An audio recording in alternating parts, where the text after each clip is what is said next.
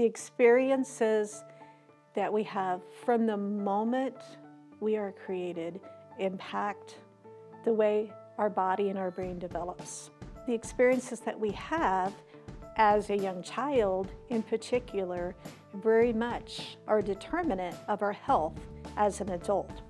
And back in the late 90s, there were a couple of doctors who started a profound research study on this issue, which is called Adverse Childhood Experiences. There were over 17,000 participants within this study, and it has been validated and replicated, the findings that they discovered over and over again, and has been cited over 37,000 times in medical and professional journals. So it's an extremely reliable and valid study, because what it found was that adverse childhood experiences impact our health, our mental health, our behavioral health, and our physical health as adults. For example, someone who has 4 or more ACEs would be 20 times more likely to attempt suicide.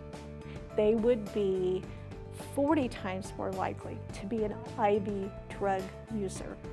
As far as alcoholism, if you had 6 or more ACEs, you would be 6 times more likely to develop alcoholism.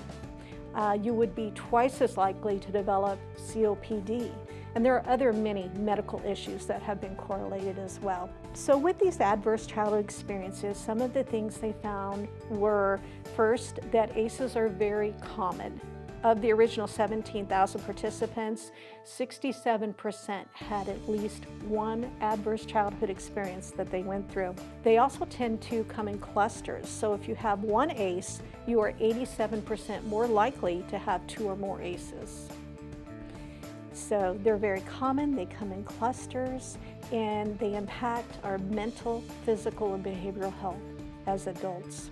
They looked at 10 particular adversities in children's lives, which were physical, sexual, and emotional abuse, physical and emotional neglect, parental separation or divorce, mental health issues within the family, substance abuse issues within the family, having an incarcerated parent, or domestic violence within the family. And what they found is there was a dose gradient response. So the more adverse childhood experiences an individual has, the more likely they are to have these issues as an adult. So what can we do to help? Is developing relationships. That's one of the most profound healing things we can do as a community, is to have caring, competent adults in our kids' lives. So just learning what ACEs are is number one, and looking at how can we connect children in need to these individuals in our community, and how can we begin to have honest conversations within our community about where are we hurting and what do we need to do better for our children. And through this training, we trained 9 St. Joseph School District staff and 23 community professionals to become Master ACEs trainers. And what they will do is they will go back to their staffs and help them understand what ACEs are. And then in turn, we will also be working with educating our parents in our community on what ACEs or adverse childhood experiences are. I'm passionate about this program. What I feel is that it is one of the most hopeful things I've come across in mental health. And I think that's what we need. We need to be thinking about mental wellness and what we can do.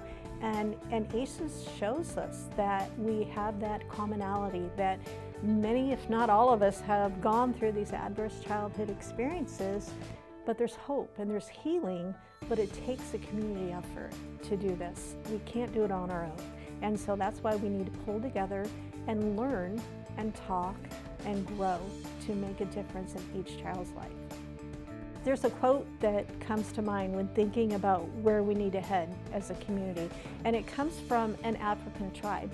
And what they actually ask is interpreted not as, "How are you?" or "How's your day going?"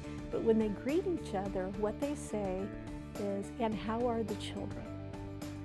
And that's my question to our community. And how are our children? And what can we do as a community to improve their lives? Because trauma is an intergenerational thing.